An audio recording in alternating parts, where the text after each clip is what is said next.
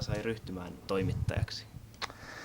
Se kävi oikeastaan loppupeleissä sattumalta. Mä halusin lukiossa kovasti, se oli mun toimeammatti. Oikeastaan pitäisi mennä varmaan vähän vielä taaksepäin, koska mun lapsuuden parhaan kaverin molemmat vanhemmat oli toimittajia. Niin omassa perheessä ei tämmöistä ollut.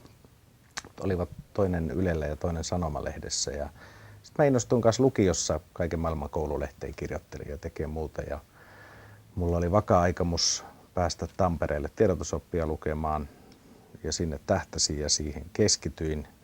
Mutta sitten siinä kävi niin kuin joskus käy, että en päässytkään Tampereelle, mutta kun kävin ihan huvikseni pyrkimässä Turkuun yliopiston suomen kielen laitokselle, niin sinne mut hyväksyttiin.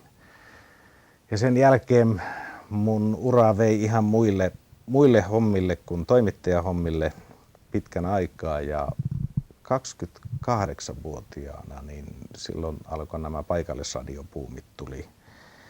Ja turkulainen kaupallinen Auran aallot siinä vaiheessa. Ne oli käynyt haastattelemassa mua varmaan 10 kertaa mun silloisessa työssäni.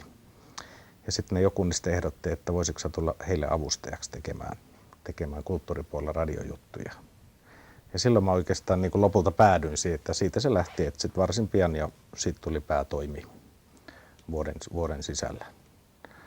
Tavallaan pitkällä viiveellä lapsuushaave toteutui sitten tosiaan tuossa lähempänä 30. Sitten olit